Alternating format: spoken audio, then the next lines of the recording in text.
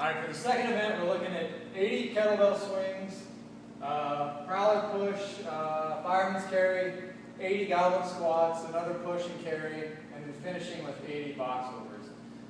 Now, a couple things from a strategy standpoint to think about. A big one here is always going to be don't squat your swings. I think that there's a big tendency when you're swinging in an effort to get to the next event is you create an extremely vertical bell path, and that does shave a few seconds off of your time, but it absolutely explodes your quads, and so it's going to make it tough to finish some of those other things when your legs are just butter. So make sure that you do give yourself a little bit of arc with the swing and use that posterior chain, and that's going to last a whole lot longer than just doing this vertical rip and squat with the kettlebell. So that's a big one. Second point here, because we are loading up posterior chain so much, is making sure we hit a good bottom position of the squat. So I'm going to go through a few here in a second. This bottom position needs to be very active and versus this soft, rounded position. And so when we do these squats very quickly like that, sometimes the tendency is to just bounce in soft and then shoot out. We need to be very active with that because we've got a lot of other low back stuff going on. So we need to make sure that for this goblet squat that we can hit this bottom position here. And so at the bottom of the squat, I feel hamstring, hip capsule, belly is really super tight. I'm pushing my lower abs into my thighs and then coming out of that and not just dropping in and hitting this really ugly rounded position here with an 88-pound kettlebell. So we need to make sure we're active here. All right, so what does that mean? It means chin up, chest up. You should be able to see what's going on, and you should feel your hamstrings. All right, so I need to feel some tension there. If I drop down, I've lost it. There's no tension there.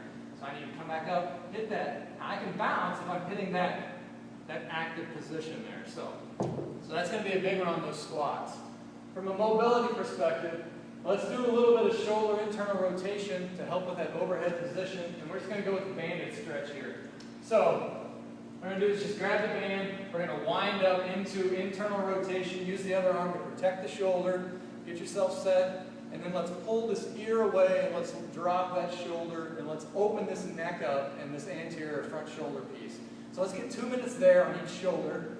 All right, so the next piece is going to be a little bit of T-spine or overhead. We did this in one of the other videos, and what we're going to do is just lay over the roller and get a good overhead reach. So let's go mid-back.